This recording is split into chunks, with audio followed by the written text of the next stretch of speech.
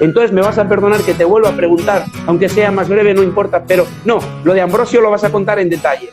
Me decías entonces que tú de toda la vida no sabrías decir cuándo, pero sí tenías claro que los gomeros se comunicaban por el silbo, ¿verdad? Sí, sí, sí, yo desde que tengo uso de razón siempre he oído hablar del silbo gomero, siempre, de toda la vida. Ya son Ya. 59 Y años, ya llevo tiempito escuchando. 59. Sí. Ya, ya.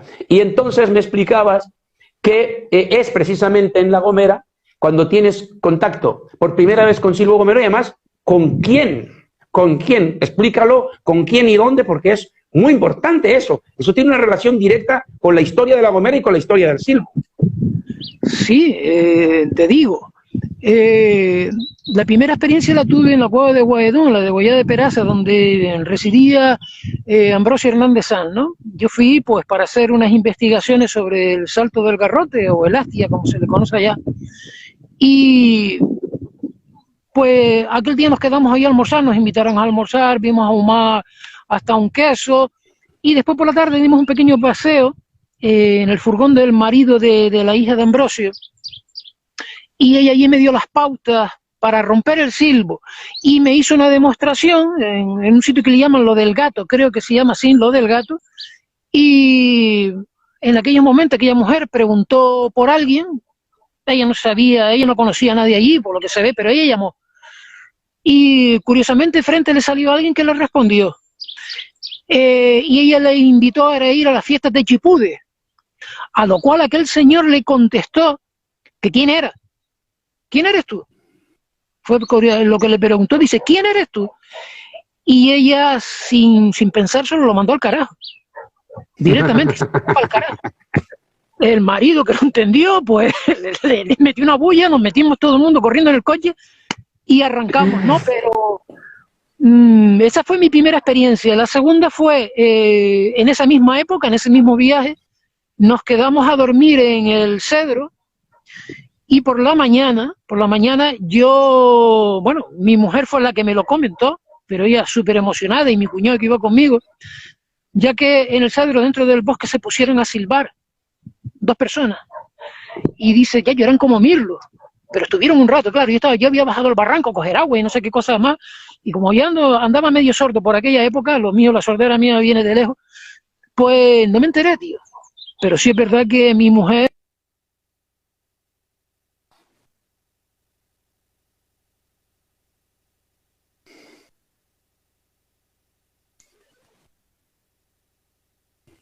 Qué bien, qué bien. Muy bien. Mira, Ramón, vamos a aparcar un momento el silbo, porque yo quiero que la gente sepa con quién estamos hablando. Tú recuerdas, la gente está viendo detrás tuyo un garrote, te hago la pregunta, ¿tú recuerdas el año en el que tú y yo nos conocimos y en qué contexto? Fue... Señor, podría ser el 80 y algo. Es que estoy relacionándolo con la fecha del cuartel. Yo era del reemplazo 86, era el 81, 82. Podría ser el año 83, 84, Rogelio. Puede ser 84, 85. Yo empiezo a trabajar con los jóvenes de educación compensatoria en el 83, 84. Yo creo que hasta el 85 nosotros no hubiéramos montado todavía las prácticas de salto del pastor. O sea que sí, igual 84, 85. ¿Cuánto tiempo hace de eso ya en este momento? A ver, 85, 90 son 5, 90 son 15. Son 35 años, sí. Son 35 años. Vale, y hace 35 años, ¿qué carajo estabas haciendo tú en Gran Canaria para que fuéramos a dar los dos? Yo con una hornada de chiquillos y tú también con una hornada de gente joven. ¿Qué estabas haciendo? Menudo rebenque. ¿Qué estábamos haciendo? Mira, Rogelio, el amor por la tierra nace, a mí quizás por mi padre que me llevaba a caminar en sus fatigosas cacerías. Mi padre era un cazador empedernido, después lo fui yo también, lo dejé con el tiempo. Me sigue gustando, pero ya no me gusta matar bichos.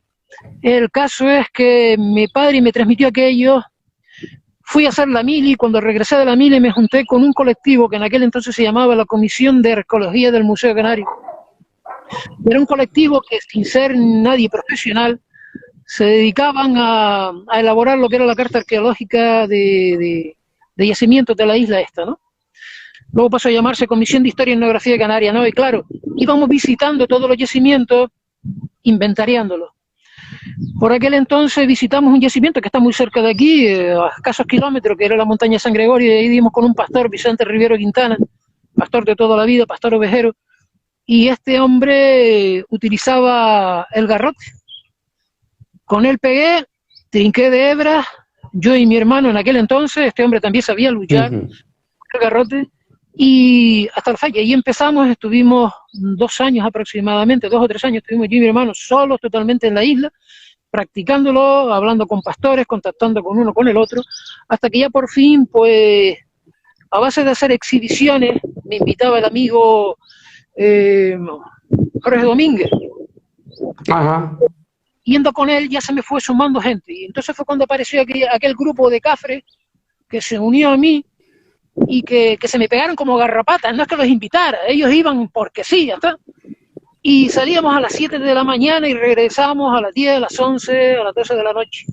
Todo un día entero con el garrote. Eran la Jurria Guanil, ¿no? En aquel entonces éramos un grupo de amigos. La Jurria Guanil vino a posteriori, cuando ya nos vimos en la necesidad de crear un colectivo para darle mayor entidad a esta cuestión que veíamos que se estaba perdiendo. Yo y tú llegamos a saltar con pastores antiguos. Mira, en aquella época ni siquiera tenía nombre lo que tú hacías. Tú no decías, mi hermano y yo estamos haciendo salto del pastor. Te pregunto. Saltar con el garrote, simplemente.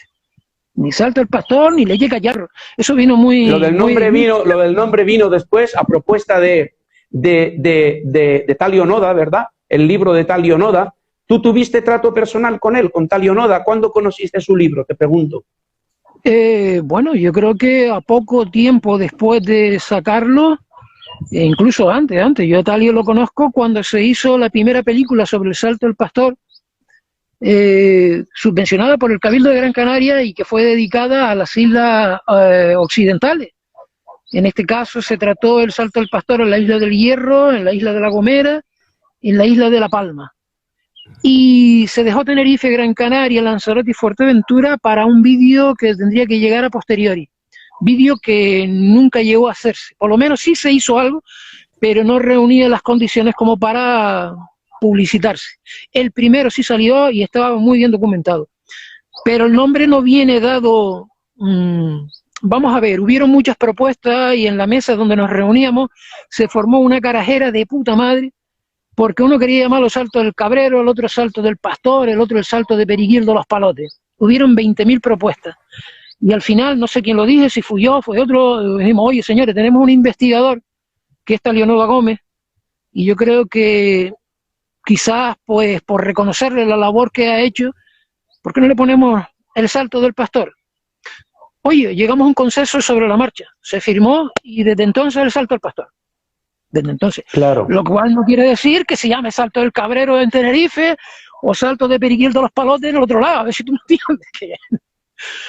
Sí, pero lo que me parece interesante es constatar un hecho, porque luego hablaremos de silbo, pero antes vamos a hablar también de cuchillo canario, pero me parece interesante hablar de una práctica que los pastores, los cabreros, la utilizaban en su vida cotidiana, a la cual no le daban nombre, y que de repente personas que no somos cabreros, que tenemos, en mi caso, una razón educativa. Yo tenía que conectar con unos jóvenes muy especiales, que el sistema escolar había dejado al margen, que ellos se habían marchado y yo quería conectar con ellos, recuperarlos para la escuela, tenía que buscar un gancho. Mi interés era educativo, algo de etnográfico, pero sobre todo educativo. Y tú ya nos has explicado el tuyo y de repente una comunidad de no cabreros, de no pastores, nos acercamos a una práctica que es tradicional, que era tradicional, pero que estaba desapareciendo con los ganados estabulados y de repente empieza a aparecer una nueva realidad sobre la que te voy a preguntar, sobre ese estallido de centenares de jóvenes en todo el archipiélago que se acercan no a la lucha canaria, no a la vela latina, no a la bola canaria por hablar de modalidades deportivas consolidadas, sino algo que es una novedad, pero que les resulta muy atractiva. ¿Cómo viviste tú esos años? Hombre, fueron años muy intensos, ¿no? Bastante intensos, en tanto en cuanto que conocías nueva gente, gente con inquietudes, igual que las tuyas. En aquel entonces, cuando uno empezaba, parecía que uno era un bicho raro, ¿no? Date cuenta que a nosotros nos llegaban a decir gente de esas cumbres, coño, van a pescar ballenas, o desde la cumbre hasta la costa, ¿no? Y raramente tropezábamos con pastores, salvo que los fuésemos a entrevistar, y empezábamos a hablar y nos miraban como si fuésemos, y esto es donde salieron estos locos, ¿no? Vamos a ver, yo soy de la opinión hoy día, en la actualidad, de que el salto del pastor o la actividad que se desarrollaba con el garrote, con el lastre, con la lanza, ya está totalmente perdida. Independientemente de que hayamos conformado una federación, de que tengamos adscritos a dicha federación cerca de 400 licencias y que hay otras 400 que están por ahí, otras 400 personas que sin licencia también están saltando, independiente de que tengamos ese potencial detrás, lo único que conservamos de ello es el uso, o sea, el saber manejarlo. Pero todo el contexto que se desarrollaba en torno al salto del pastor o en torno al pastoreo, en torno al pastor, ya eso desapareció. Te cuenta que hemos perdido de unos años para acá. Yo todavía cuando salía al campo habían pastores, habían ganados, pequeños ganados de 150, 200 cabras a lo sumo, donde vivía una familia y vivían cómodamente. Aquello se fue suprimiendo con la incorporación de Canarias a la Comunidad Europea, o sea, España a la Comunidad Europea, nuevas leyes, nuevos contextos, y pasamos de ser pastores a ser ganaderos. Nos hemos cargado el pastoreo, y si algo teníamos que nos relacionaba, pues se fue para casa el carajo, así de claro. Entonces yo creo que hoy el salto del pastor está perdido, totalmente perdido, en tanto en cuanto que todos los que salen a saltar, ninguno tiene ganado, y si hay alguno es un bicho raro, muy raro, pero de hecho conozco compañeros que aprendieron en aquella época, chiquillos más nuevos que yo, que han vuelto al garrote, o sea, al pastor, a cuidar cabras, pero no utilizan el garrote, por miedo a partirse el alma. Entonces, es la realidad de todo lo relacionado con la cultura, ¿no? Bien, habría mucho para hablar de esto, pero creo que es un muy buen retrato de un proceso del que tú fuiste un protagonista muy importante, porque cuando tú lo iniciaste ni había federación ni había nombre. Yo me acuerdo que tengo en casa incluso el acta de la primera reunión en la que estabas tú, estábamos nosotros de Tenerife, estaba Juan Flores de Mogán, yo no sé si vino Bonifacio en aquella ocasión, es decir, no. Una cosa muy absolutamente no, Bonifacio no estaba todavía, eso lo conocimos después. Y luego, sin embargo, hay un... Estaba cogido con pinzas, aquello... Total, no, a ver, es que estaba todo por hacer. Entonces surge una federación, como tú has explicado muy bien, es un proceso apasionante y tú estabas allí. Quiero que nos cuentes qué te pasa a ti con los cuchillos canarios.